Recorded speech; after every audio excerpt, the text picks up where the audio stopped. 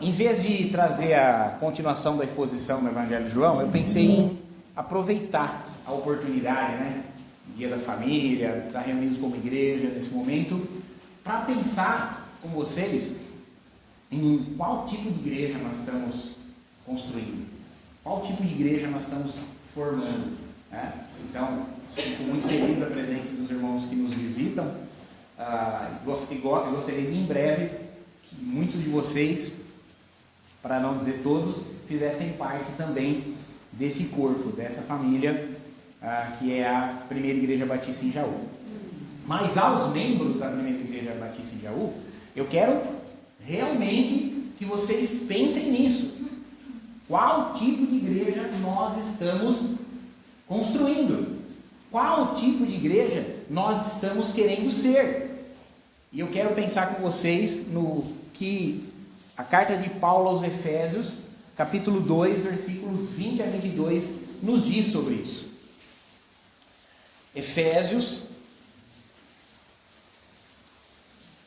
capítulo 2, versículos 20 a 22, eu vou ler com vocês. Em seguida eu vou pedir para que vocês fiquem com as suas Bíblias abertas aí nesse texto, para nós meditarmos a respeito do que é que Paulo está escrevendo ali para aquela igreja em Éfeso, e o que isso pode significar e como é que nós podemos aplicar isso para a Primeira Igreja Batista em Jaú. Então, lá em Efésios 2, 20 a 22, diz assim: edificados sobre o fundamento dos apóstolos e profetas, sendo ele mesmo, Cristo Jesus, a pedra angular. Nele, todo edifício bem ajustado cresce para ser um santuário dedicado ao Senhor. Nele também vocês estão sendo edificados, junto com os outros, para serem morada de Deus no Espírito. Oremos. Pai, mais uma vez eu quero te pedir em oração pela minha vida, pela vida desses meus irmãos, por esse momento em que o Senhor nos dá a oportunidade, o privilégio de, como igreja, estarmos reunidos e poder meditar na Tua Palavra. Eu quero te pedir, Senhor, que me capacite, que eu possa transmitir a mensagem do Teu Evangelho para os meus irmãos nessa manhã. Que nós possamos compreender que tipo de igreja o Senhor deseja que nós sejamos e que tipo de igreja nós devemos batalhar para sermos. Que o Teu Espírito Santo ilumine a mente e os corações dos meus irmãos aqui nesse momento, para que eles possam compreender a Tua Palavra. Ouve a minha oração, é o que eu te peço, no nome do Teu Filho Jesus Cristo. Amém. Então, veja, irmãos, para nós entendermos o contexto da carta de Paulo aos Efésios aqui agora, eu quero que vocês entendam. Paulo está escrevendo para essa igreja na região da Ásia. Ela é uma daquelas 7 igrejas da Ásia, das 7 igrejas do Apocalipse, e Éfeso é a cidade mais importante daquela província, é a maior cidade, e é também provavelmente a cidade estratégica, aonde Paulo iniciou o trabalho na Ásia, que depois vai se espalhar para aquelas outras igrejas, Esmirna, Laodiceia, Filadélfia. Agora Paulo está escrevendo para a igreja de Éfeso, e assim como nas outras cartas dele, Paulo traz um conteúdo doutrinário explicando o Evangelho e depois um conteúdo prático. O que nós temos no capítulo 1 e 2 de Efésios é o conteúdo doutrinário da carta. E o final do capítulo 2 é justamente o momento em que Paulo começa a transicionar do conteúdo doutrinário para o conteúdo prático. Paulo começou a carta escrevendo a respeito da realidade do pecado, dizendo que todos nós estávamos vendidos ao pecado e que estávamos por isso mortos. Nós, nos nossos pecados havíamos morrido em relação a Deus.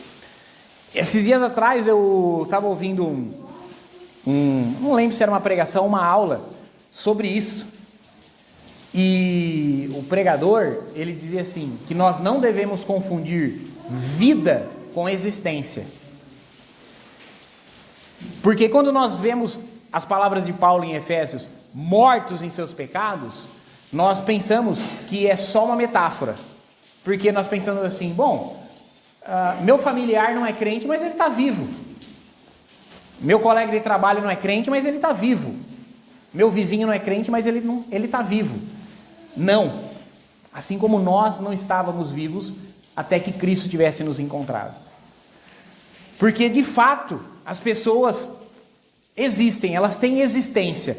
Mas quando a Bíblia fala de vida, ela está se referindo de vida espiritual. Aquela vida que foi perdida lá no Éden, quando nossos primeiros pais desobedeceram a Deus. Então, sim, embora as pessoas sem Cristo tenham existência, não, elas não têm vida. E elas precisam ouvir o Evangelho, porque somente pela pregação do Evangelho é que o Espírito Santo pode engendrar vida no coração delas.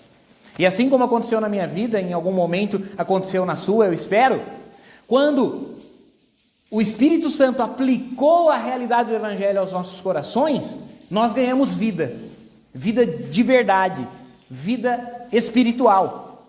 E nós passamos a ouvir a Deus, a enxergar o reino de Deus e a viver a experiência da vida cristã. Então, depois que Paulo apresentou essa realidade do pecado e a solução que está no Evangelho de Jesus, ele apresenta um problema prático, que é o seguinte: a igreja em Éfeso, ela era uma igreja composta por metade dos seus membros judeus, e portanto, povo de Deus desde a antiga aliança, e metade da igreja de gentios, ou seja, pessoas que não pertenciam ao povo de Deus. Então, agora Paulo se preocupa em mostrar para os crentes efésios como em Cristo esse muro de inimizade, ele chama essa condição de muro de inimizade, ele está se referindo, ele está fazendo uma metáfora de um muro que existia no templo lá em Jerusalém. Você já deve ter lido e prestado atenção nas suas leituras do Novo Testamento, em que é mencionado pátios no templo de Jerusalém nos dias de Jesus. O pátio dos gentios, o pátio das mulheres. Então existia o primeiro pátio, o pátio externo, que era o pátio dos gentios. Caso eu e você fôssemos para Jerusalém por ocasião de uma festa, como Páscoa, tabernáculos, trombetas, nós só poderíamos entrar até esse pátio. É ali que ficavam os vendedores, é ali onde os gentios podiam acessar. Existia um outro pátio mais interior, que era o pátio das mulheres. Então ali as mulheres judias podiam entrar. E depois, sim, o pátio do templo propriamente dito, onde homens judeus poderiam entrar, e o templo em si, o santuário, que aí sim somente sacerdotes podiam entrar. Então, Paulo está dizendo que em Cristo esse muro de inimizade que separa judeus de gentios foi derrubado. Porque Cristo veio e evangelizou a paz, fazendo de dois um só povo, judeus e gentios. E aproveitando essa metáfora do templo, agora ele vai dizer como nós edificamos esse templo que é a igreja. Porque veja, irmãos, agora nós não temos mais, e não temos mais literalmente um templo em Jerusalém. No tempo em que Paulo está escrevendo essas coisas, ainda existe o templo lá em Jerusalém. Depois ele vai ser destruído no ano 70, mas hoje para nós nem o templo em si existe mais. Em lugar desse templo, nós temos outro templo, que é o corpo do nosso Senhor Jesus Cristo. E a igreja é esse corpo. E o Novo Testamento vai dar uma porção de comparações. Uma das metáforas é a do próprio corpo, em que cada um de nós somos um membro, e sendo membros uns dos outros, somos membros desse corpo, que é a igreja, é o corpo de Cristo. E outra metáfora, usada aqui por Paulo, mas também usada por Pedro na sua carta, é a metáfora do edifício, do prédio. Veja, se nós não temos um templo onde Deus habita, um templo de pedras lá em Jerusalém, nós temos um templo espiritual onde Deus habita. E aqui eu quero talvez frustrar alguns de vocês mas talvez encorajar outros. Que esse templo não é o meu corpo individualmente. Esse templo não é o seu corpo individualmente. Ah, pastor, mas eu já li lá, Paulo escrevendo aos Coríntios, que os corpos dos crentes são templo do Espírito Santo. Então, eu sei que você teve a impressão de ter lido isso, mas se você depois ler de novo, com mais calma, você vai ver que lá em 1 Coríntios, Paulo fala que o corpo de vocês, e não os corpos de vocês, como se Deus habitasse individualmente em cada um como templo. De fato, Deus habita individualmente em cada um, mas não como templo. Como templo, ele habita na comunhão, na congregação, na reunião dos crentes. Por isso ele vai dizer, o corpo no singular de vocês, ou seja, a congregação de vocês, a assembleia de vocês, a reunião de vocês é templo para o Espírito Santo. Pois dá uma lida lá em 1 Coríntios 6, 7, quando Paulo vai falar dessa questão do corpo como templo do Espírito Santo, e você vai ver que lá está escrito o corpo no singular de vocês, porque Paulo está se referindo à igreja de Corinto, e não aos corpos de cada crente, como se Deus tivesse aqui nessa manhã 30 templos, 40 templos, e no mundo inteiro ele tivesse 1 bilhão de templos. Não, é a igreja. Então, pensando nessa metáfora do templo, que é a igreja, não o prédio da igreja, mas a igreja, ou seja, aqueles que se reúnem nela, é que Paulo vai escrever isso que nós lemos, versículos 20 a 22. Como templo de Deus, como é que nós estamos fundamentados? É o que ele diz no versículo 20. Ele diz assim, edificados sobre o fundamento dos apóstolos e profetas. Então, meus irmãos, o fundamento da igreja que nós queremos ser é a autoridade do texto bíblico. Nós somos fundados na igreja, nós somos fundados nos apóstolos e profetas? Sim, mas não nesses homens.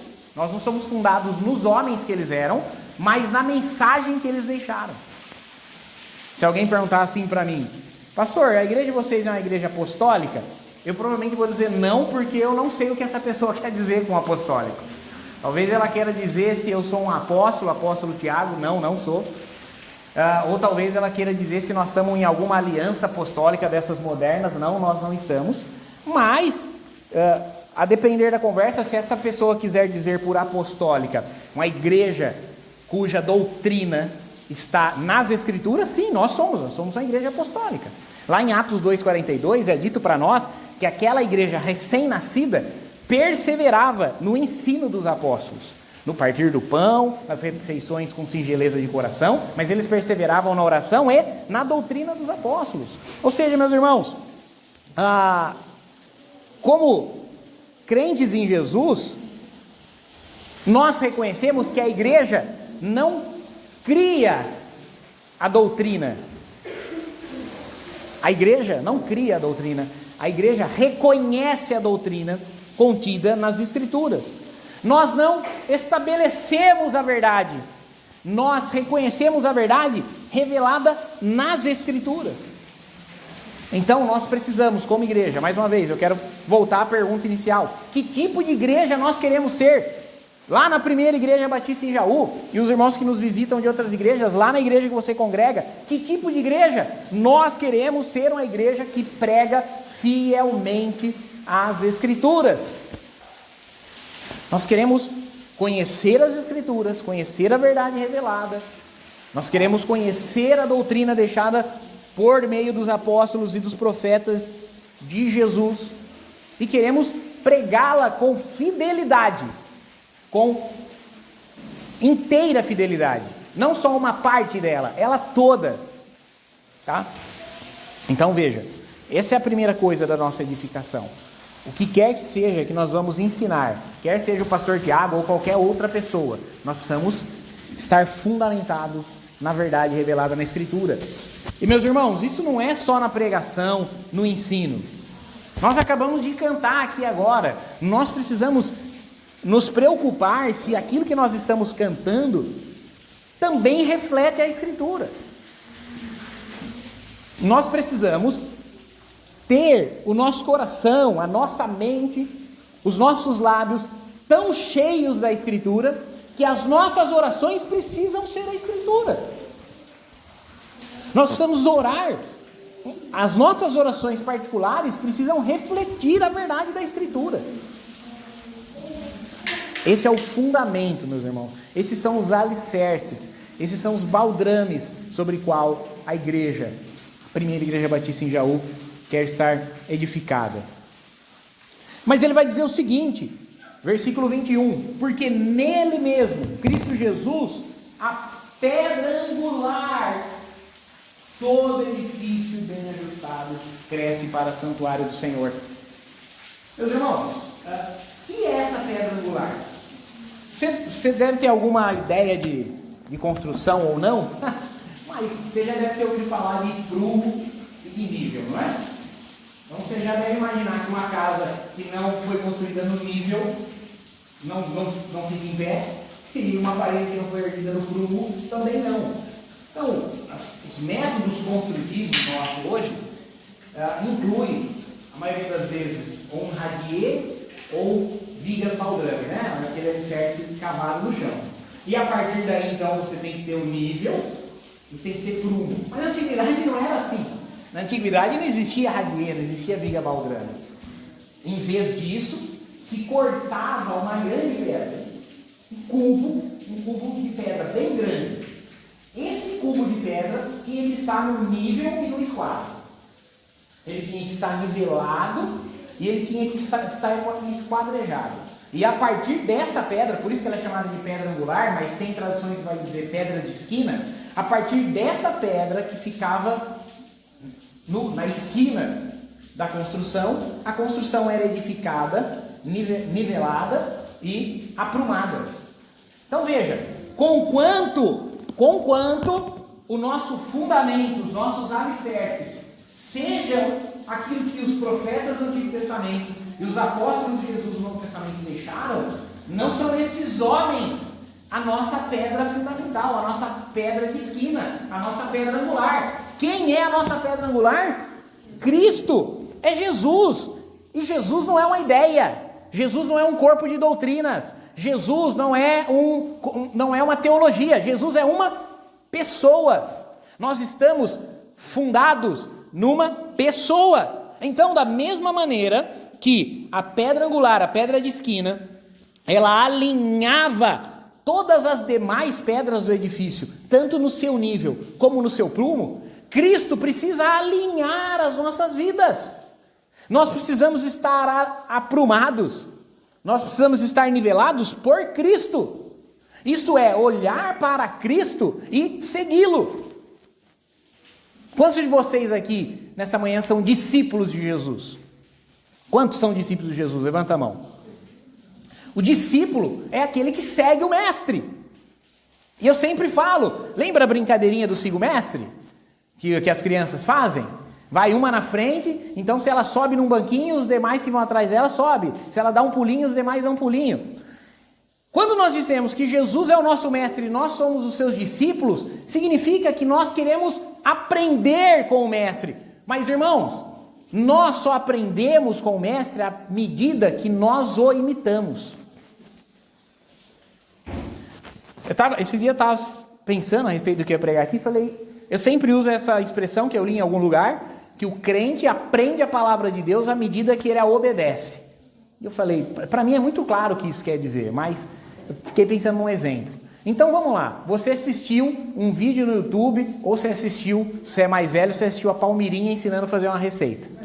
Beleza?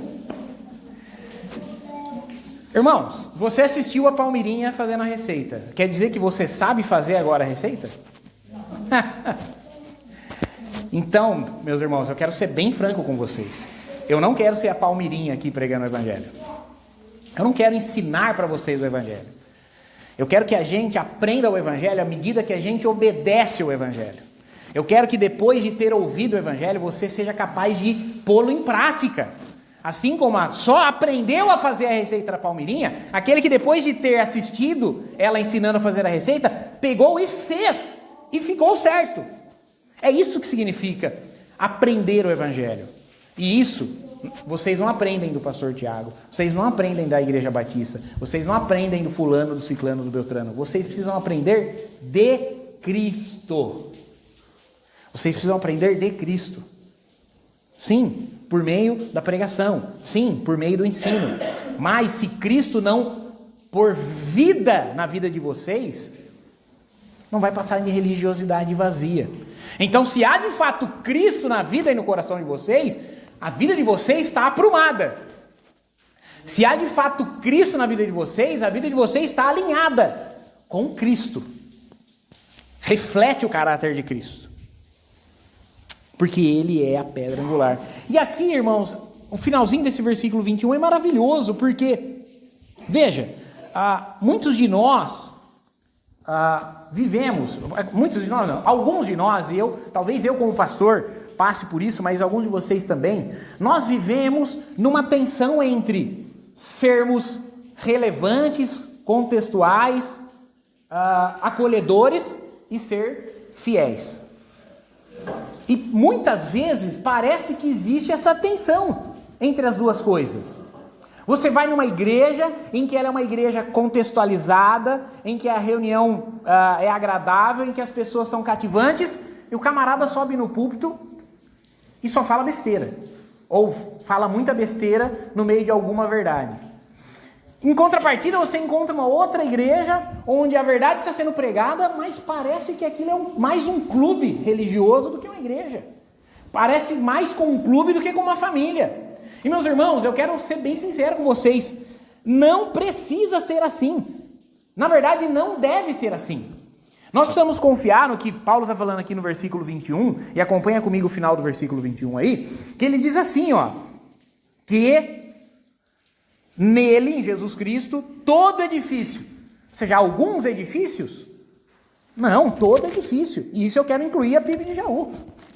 A PIB de Jaú faz parte de todo o edifício espiritual? Todo o corpo de Cristo inclui a PIB de Jaú? Sim. Então eu não quero que a gente escape dessa verdade aqui. Todo edifício bem ajustado cresce. Todo edifício bem ajustado cresce. Então veja, irmãos, conquanto nós não sejamos numerólatras, nós não adoramos os números, nós também não somos numerófobos, nós não temos medo dos números. Conquanto a gente não veja o crescimento da igreja como um fim em si mesmo, nós não estamos fazendo as coisas para que a igreja cresça, custe o que custar. Não estamos. Vocês concordam que não estamos? Não estamos, não que não concordam. Conquanto nós não vemos os números como um fim em si mesmo, nós esperamos que, se nós visarmos a glória de Deus como uma finalidade para tudo, a igreja há de crescer. Não é porque o pastor Tiago é capaz, não é porque você é competente, mas, meus irmãos, se nós estamos pregando o evangelho com fidelidade, nós precisamos vivê-lo com fidelidade. E isso vai se refletir em questões práticas, de acolhimento, de comunhão, de relevância prática. A pessoa vai na igreja e ela quer ouvir algo que seja ao mesmo tempo edificante, mas que tenha uma relevância prática. Que segunda-feira ela chegue na casa dela e ela viva aquilo que ela ouviu no domingo. Se não, vira aula de história. E eu sou professor de história também, eu sei que meus alunos não estão tão empolgados com história quanto os discípulos de Jesus estão empolgados com o evangelho. Então, meus irmãos, nós precisamos estar prumados. É prumados ou aprumados? Não sei. E alinhados, nivelados por Cristo. Por fim, irmãos, ele diz assim: nele também vocês estão sendo edificados. Olha que maravilha. Que vocês, ao mesmo tempo que edificam, estão sendo edificados. Pedro vai escrever para nós que Cristo é a pedra angular e nós somos pedras de edificação. Imagina aquelas construções da antiguidade feitas de paralelepípedos, de pedras, né? Aquelas pedras postas umas sobre as outras, sem argamassa, só o peso da construção sustenta elas unidas, só o peso da construção sustenta elas firmes. Tanto é que, se você já pesquisou alguma coisa a respeito da Europa, né? Portugal, Espanha, Itália, você já deve ter visto que há casas de pedra estão lá há milhares de anos e elas estão lá de pé, né? Nós precisamos ser esse edifício, porque ao mesmo tempo que nós estamos edificando a igreja, nós estamos sendo edificados como igreja. Ele diz assim, são edificados juntos com os outros, ou seja, a igreja de Éfeso junto com as demais igrejas, Paulo está falando, e agora eu quero dizer a PIB de Jaú, junto com as demais igrejas fiéis, independentemente se elas são batistas ou não, mas são fiéis, nós estamos sendo edificados para serem morada. Você está com a sua Bíblia aí? Só vê se é só na minha ou se na sua está escrito moradas no plural.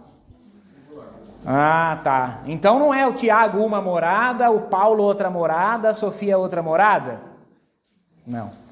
Mas nós todos como igreja somos morada do Espírito Santo. Então, meus irmãos, nós precisamos refletir essa moradia do Espírito Santo na nossa comunhão, na nossa comunidade. E aí nós pegamos um dia como esse, né? Choveu, né? Tudo bem. Mas nós pegamos um dia como esse do ano para fazermos uma confraternização, para ter um momento de comunhão. Isso é ótimo, isso é maravilhoso. Mas isso precisa existir mais organicamente, mais naturalmente, mais espontaneamente na nossa vida. Por quê? Porque nós estamos sendo edificados juntos uns com os outros para sermos morada do Espírito Santo. Veja, sozinhos, irmãos, nós somos como imagina uma pilha de pedras, ou uma pilha de tijolos, para ficar mais fácil dos nossos métodos construtivos aqui, uma carga de tijolo baiano. O caminhão estava indo para sua casa, por uma viagem de tijolo baiano no seu terreno, e infelizmente, acidentalmente, a carreta tombou, o caminhão tombou, e agora tem uma pilha de tijolos no chão. Eu sei que aquela pilha de tijolos não é uma casa. Alguns deles foram quebrados, nem tem mais serventia. Então veja, mas se aqueles tijolos chegarem ao destino e eles forem corretamente enfileirados, corretamente empilhados, amarrados, eles farão um edifício. Então, se eu e você somos pedras nessa construção que é a igreja, nós precisamos estar, como o texto nos disse aqui, ajustados, cada um no seu lugar, cada um ao lado do seu próximo, cada um amarrado com o seu próximo para a edificação da igreja. Isso não é fácil nos nossos dias, tá? Vocês sabem disso. Já fiz essa aplicação diversas vezes. Nós vivemos hoje, no século 21, uma cultura do isolamento, uma cultura do individualismo. E nós gostamos disso. Nós nos sentimos confortáveis com isso. Quem é um pouco mais velho vai se lembrar que provavelmente na sua família existiam aquelas reuniões em que todo mundo ia na casa da avó e ali você tinha, 20 primos. Todo mundo enfiado numa casa de 60 metros quadrados. A gente nem consegue imaginar como que isso era possível. Eu lembro disso. Na casa da minha avó era assim. Então, se você for mais velho do que eu ainda, talvez a família era ainda maior e todo mundo se reunia lá. E era sempre a mesma coisa, tá? Macarronada bolonhesa com frango assado. Coxa sobre coxa assada. Era sempre a mesma coisa. Não é? E Guaraná 15. Né? Tubaína. Só que, se você é um pouco mais jovem, eu quero que você pense quando foi a última vez que você participou de uma coisa assim, de ir na casa do seu avô e 20 primos ali. Eu acho difícil. Minhas filhas nunca fizeram isso. Acho muito difícil disso ter acontecido. Até porque elas nem têm 20 primos. Agora, e os meus netos? E os seus netos? Então, essa é a cultura do nosso tempo, irmãos. É a cultura do individualismo. É a cultura do isolamento. Mas como igreja, nós não podemos ceder ao espírito da nossa época. Cada época tem a sua cultura. Cada época tem o seu pecado cultural. E a nossa época é essa. Como igreja é um desafio enorme vencer essa cultura do isolamento, vencer essa cultura do individualismo e viver a experiência de edificarmos a igreja como um edifício para a morada de Deus, de edificarmos a igreja como um corpo. Esse é o desafio, esse é o tipo de igreja que eu, como pastor da PIB de Jaú, quero que nós sejamos.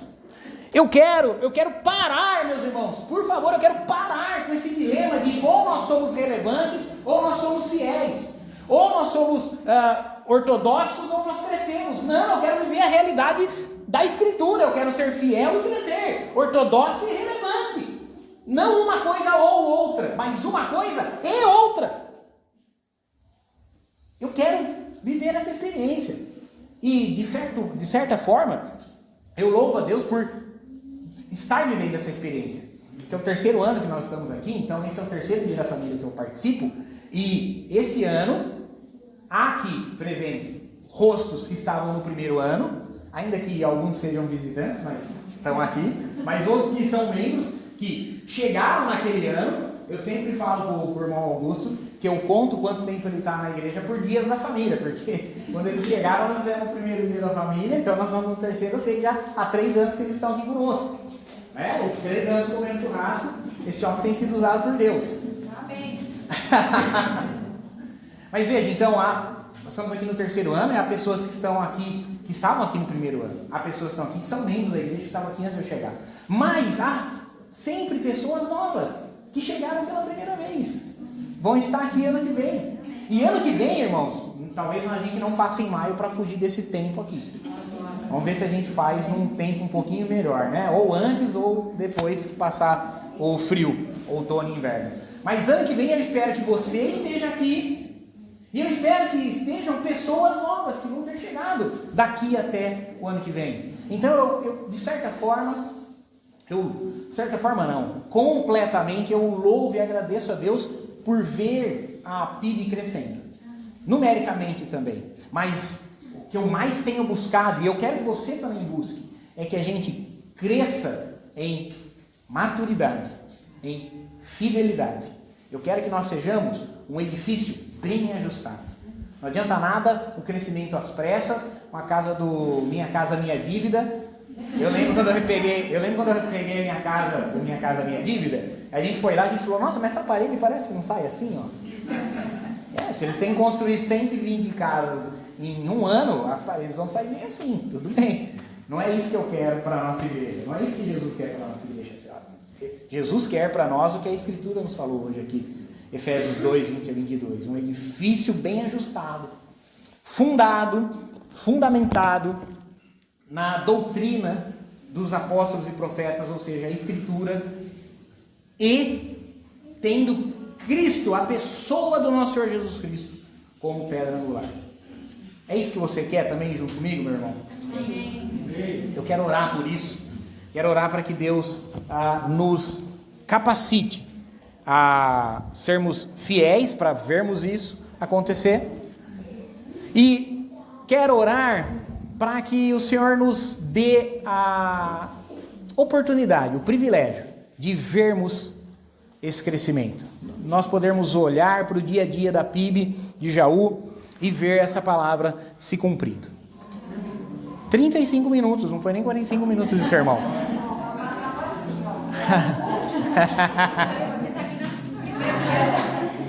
Vamos orar, eu quero orar com você. Sim. Vamos orar, se coloque em pé.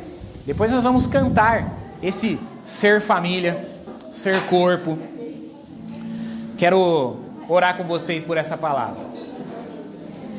Senhor, eu te agradeço, meu Deus, pela palavra que nós pudemos ouvir aqui nessa manhã e pelo privilégio que o Senhor me deu de compartilhar com os irmãos a necessidade que nós temos de ser um edifício edificado para o Senhor. Não o prédio da nossa igreja onde nós nos reunimos, mas nós como igreja quando nos reunimos. Aqui neste lugar, lá na Prudente de Moraes, em qualquer lugar em que nós nos reunimos. Também quero te pedir pelos nossos irmãos, que são membros de outras igrejas, mas que estão nos visitando aqui nessa manhã, que lá na igreja deles, eles possam viver a mesma experiência. Senhor, nos ajuda a sermos sempre fiéis a pregação das suas escrituras, porque ela é o nosso fundamento. A tua palavra é o nosso fundamento. Senhor, nos ajuda a, como seguidores de Cristo, imitar a Cristo. Que nós possamos nos alinhar, nos nivelar por Cristo, aprendendo com Ele à medida que nós o obedecemos. E por fim, Pai, que nos aplicando a isso, a fidelidade das Escrituras e ao exemplo de Cristo, nós possamos edificar a Tua igreja, crescer, para sermos templo e morada do Teu Espírito Santo.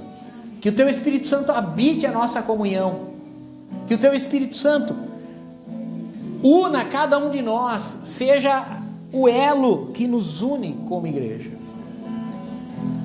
Senhor, nós não merecemos, não há méritos em nós para isso, mas eu quero te pedir, apesar dos nossos deméritos, que o Senhor nos dê o privilégio, a oportunidade de experimentarmos isso. Essa é a minha oração, eu oro aqui junto dos meus irmãos, nós oramos no nome do Senhor Jesus, amém e amém. Vamos cantar sobre isso, meus irmãos, vamos cantar, somos corpo e família.